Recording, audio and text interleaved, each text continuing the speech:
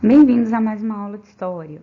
Hoje nós vamos falar dos Estados, Territórios e o Povo dos Estados Unidos no século XIX, módulo 77. Bom, durante o século XIX, os Estados Unidos consolidaram-se como uma nação independente, ao fortalecer suas instituições políticas, expandir suas fronteiras e desenvolver um sentimento nacionalistas. Esses eventos extremamente importantes aconteceram ao longo desse século e marcaram a história desse país, sobretudo a Marcha para o Oeste e a Guerra da Secessão, que nós vamos ver no próximo capítulo. Após a Inglaterra reconhecer a independência dos Estados Unidos no Tratado de Paris, em 1783, os Estados Unidos passaram a garantir o controle sobre uma extensa faixa de terra. E aí, dessa forma, vai acontecer a expansão territorial dos Estados Unidos em direção à costa do Pacífico. Esse processo de ampliação do território dos Estados Unidos recebeu o nome de Marcha para o Oeste e se deu de duas maneiras. Ou aconteceu pela diplomacia ou pela compra e guerra, né? A diplomacia e a compra possibilitaram a aquisição, por exemplo, da Louisiana, da Flórida e do Alasca. E foi a partir da guerra que os Estados Unidos conseguiram tomar, por exemplo, o território do México. A Louisiana pertenceu aos franceses, mas a perda do Haiti e as dificuldades financeiras enfrentadas pela França no início do século XIX fizeram esse país vender a região para os Estados Unidos por 15 milhões de dólares. A Flórida foi vendida por 5 milhões de dólares pelos espanhóis, em razão das dificuldades que esse país enfrentava na Europa, relacionadas com os períodos napoleônicos. No entanto, não foi somente a partir da diplomacia que o território americano cresceu, pois, conforme a gente já tinha falado, a guerra também contribuiu para esse processo de expansão dos Estados Unidos. Durante a marcha para o oeste, os americanos travavam conflitos contra os mexicanos por territórios que hoje correspondem a porções de terras que estão lá nos Estados Unidos, né? Como a Califórnia, o Arizona, o Novo México, entre outros.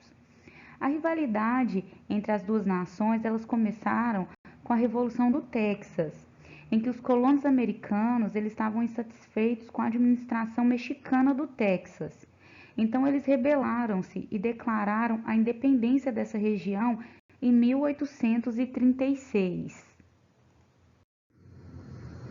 O interesse dos Estados Unidos por novos territórios mexicanos, que equivalem hoje principalmente à Califórnia, e a anexação do Texas levaram as duas nações à guerra.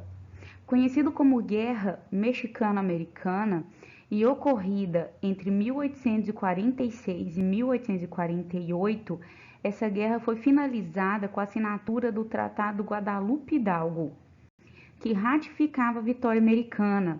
E com essa vitória, os americanos assumiram a posse de um vasto território e estabeleceram as fronteiras entre os dois países, no Rio Grande. O México foi indenizado em 15 milhões de dólares pelos territórios perdidos e teve uma dívida de 3 milhões de dólares perdoadas. A compra do Alasca pelos Estados Unidos aconteceu em 1867, em meio a um período de crise do Império Russo, porque na segunda metade do século XIX o Império Russo estava passando por uma fase de grandes problemas financeiros. E também havia um clima de hostilidade crescente com seu maior rival, que era a Inglaterra, que ameaçava os russos a perder o território, né, o território do Alasca. E os ingleses, eles já tinham o território do Canadá.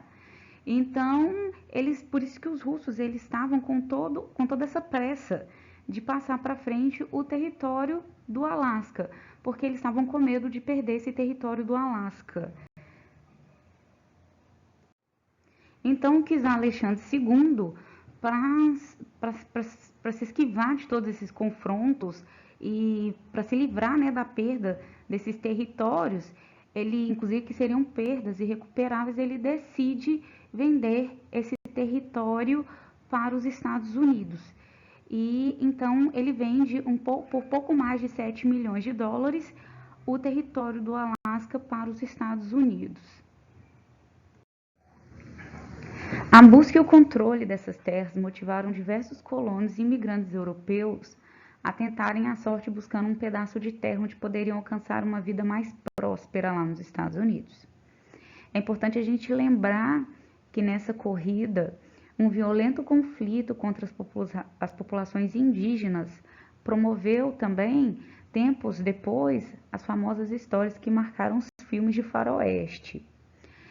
E mesmo sendo marcada, né, por toda essa violência e pelas guerras, a expansão dos Estados Unidos até o extremo oeste recebeu uma significativa justificação ideológica, a doutrina do destino manifesto, que colocou os colonos norte-americanos como divindades destinadas a promover a conquista dessas novas terras.